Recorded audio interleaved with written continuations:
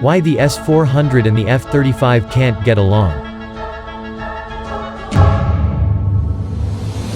U.S. military officials have repeatedly warned that Turkey's purchase of Russia's S-400 anti-aircraft system could compromise the F-35 fighter jet.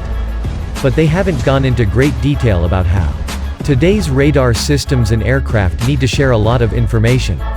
That's a problem when the countries that produce them aren't on the same side. In June, for example, General Todd Wolters, who leads U.S. European Command, offered this explanation: you cannot operate an F-35 in the vicinity of an S-400.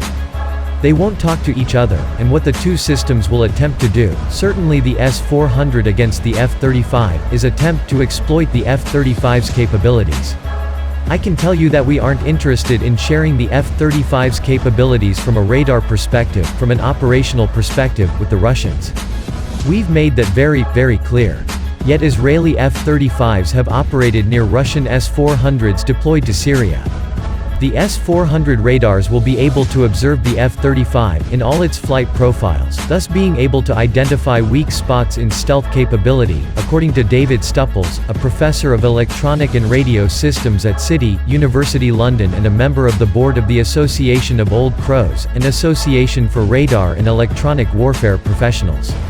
Stupples said the dangers don't stop in the air. Turkey will get 5 years of Russian technical support with its S-400 purchase, which will give Moscow ample opportunity to put intelligence agents next to those batteries and their operators, Stupples said. He said that this is a common problem in India, another S-400 client. Michael Kaufman, a senior research scientist at CNA, a non-profit research and analysis organization in Arlington, Virginia, downplayed that concern. We should consider that most likely the F-35 and the S-400 are not going to be anywhere near each other. Hence the proposition that Russian technicians are going to be working on the same base, co-located with F-35s, is a low-probability event. Stupples also worries about what would happen if Turkey were to integrate the S-400 with the NATO Air Defense Ground Environment, or NADGE, a group of radars and other sensors, targeting systems, communications links, friend and foe identification systems, etc. The capability criteria of the F-35 could be accessed by rogue IT technicians working on the S-400, he says, if that were to happen. Another possible avenue for cyber attack are the systems that help differentiate Allied aircraft from adversarial aircraft, a task that requires extensive data sharing.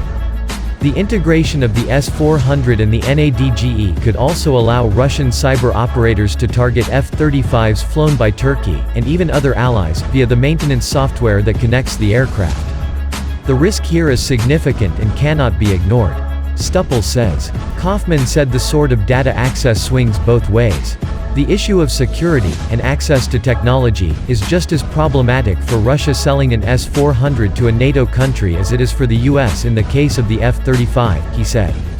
For some reason coverage tends not to ask the question of how are Russians planning to deal with the potential problem of US intelligence being all over their system in Turkey. Yet while the U.S. officials have big reservations about co-locating the S-400 and the F-35, the Russian government has expressed no similar concern. Kaufman pointed out that the S-400 that the Russians are selling to Turkey is an export-approved version, slightly different from the one that the Russians are using. Russians are not crying about selling their best tech to a NATO country, despite the obvious implications for technology access. That should make us wonder, he said.